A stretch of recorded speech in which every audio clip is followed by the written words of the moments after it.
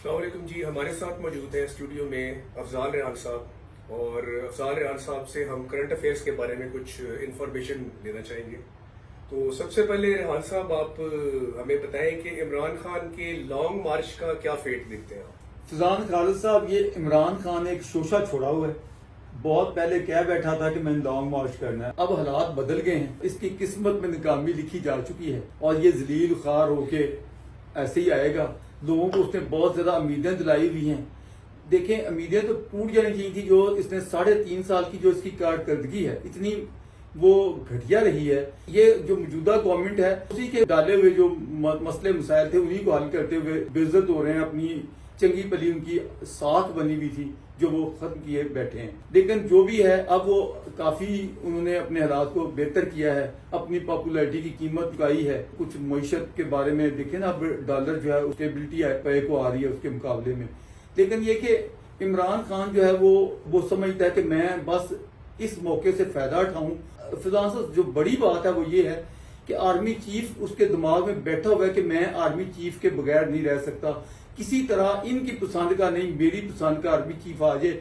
بے شک میرے اس لانگ مارچ کے رزلٹ میں وہاں دنگا فساد ہو جائے اور بے شک وہ خون خرابہ ہو جائے. آپ کو معلوم ہے کراچی میں جو اسی کا لیڈر تھا، وہ باوڈا، اس نے جو کہا پریس کانفرنس میں کہ میں لاشیں دیکھ رہا ہوں، میں خون خرابہ ہوتے دیکھ رہا ہوں. اگر خون خرابہ ہوگا تو اس کا جو میں نے سمجھا ہے مطمئن نظر یہی ہے کہ اس طرح ایسے حالات بنے کہ ان سے حکومت چھین کے کوئی آرمی والے مارشل لا لگا دیں. تو میں نہیں سمجھتا کہ ایسی صورتحال بنے گی. نہ پاکستان خدا معاف کرے ایسی صورتحال میں جا سکتا ہے. تو یہ اس کی خام خیالی ہے. یہ بس لوگوں میں اپنی ایک ساکھ بحال کرنے کے لیے کرے گا، لیکن 2-4 دن ذلیل ہو کے تو بیٹھ جائے گا. تو یہ ان کا لانگ مارچ کا ایجنڈا ایکچوئل ہے کیا؟ ایجنڈا یہی ہے کہ آپ کو حوث پڑی ہوئی کہ ہائے مجھے وزیر اعظم بنا دو کسی طرح بھی. یہی ایجنڈا ہے کہ میں وزارت عظمیٰ پہ بیٹھنا چاہتا ہوں. تو جو آج آرمی کے 2 سینئر جنرلز نے پریس کانفرنس کی ہے، اس کو لانگ مارچ کی پوائنٹ آف ویو سے اس کو آپ کیسے دیکھتے ہیں سارے معاملے کو؟ آج کل بحث مسئلہ ہے کہ معروف صحافی ارشد شریف، جن کا کینیا میں جس طرح وہ مرڈر ہوا ہے یا انتقال ہوا ہے یا ایکسیڈنٹ ہوا ہے، اس پہ باقاعدہ تحقیقات ہونی چاہیے اعلیٰ ترین لیول پہ. کیسے یہ ساری واردات ہوئی ہے، اس میں بڑے عجیب و غریب قسم کی باتیں آ رہی ہیں. خود عمران خان کا یہ بیان موجود ہے کہ میں نے اسے کہا تھا کہ یہ حالات ٹھیک نہیں ہے، تم باہر چلے جا. کیوں بھیجا اس نے؟ کیا حالات ٹھیک نہیں تھے؟ باقی بھی تو صحافی ہیں.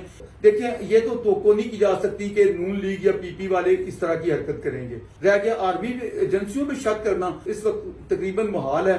انہوں نے اگر کرنا ہوتا تو یہاں بہت سے لوگ اور بھی ہیں، وہ کسی اور دیکھیں، اب میں نام نہیں لینا چاہتا، لیکن بڑی شخصیت کو بھی کسی کو ہاتھ ڈالتے.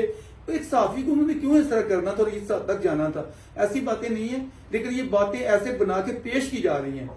تو سر، جو فیصل واوڈا نے کل پریس کانفرنس کی ہے، اس پریس کانفرنس میں اس نے باقاعدہ کہا کہ جی عمران خان نے جو ہے وہ مطلب ہیومینیٹیرین بیسس کے اوپر اس کو کہا کہ تمہاری جان کو خطرہ ہے تو تم پاکستان چھوڑ کے چلے جاؤ. لیکن اصل میں اس کے پیچھے کچھ اور عناصر ہیں جن کا وہ نام ڈسکلوز نہیں کر پائے گا.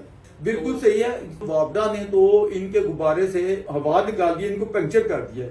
وہ دیکھیں ان کا کس قدر زیادہ گنا جاتا تھا. اس نے جو باتیں کل کی ہیں، یہ جلد مرے ہیں کہ یہ کیا ہو گیا ہے. اس نے کہا کہ میں بہت ساری باتیں مزید بتاؤں گا، لیکن یہ بات ہے کہ جو ایجنسیوں پہ کہا جا رہا ہے وہ نہیں ہے، ان کے اپنے ہی لوگ ہیں. اب یہ باتیں ابھی سامنے آئیں گی، تحقیقات ہوں گی، تو میں سمجھتا ہوں کہ یہ الٹا پڑنے والا ہے عمران خان کو. وہ کیا کہتے ہیں، شکار کرنے آئے تھے، شکار ہو کے چلے. تو یہ دوسروں پہ گاند اچھالتے وقت نے گاند اسی کی طرح الٹا دیا ہے. سب کچھ چور کہتا تھا، وقت نے اسے خود چور ثابت کر دیا ہے.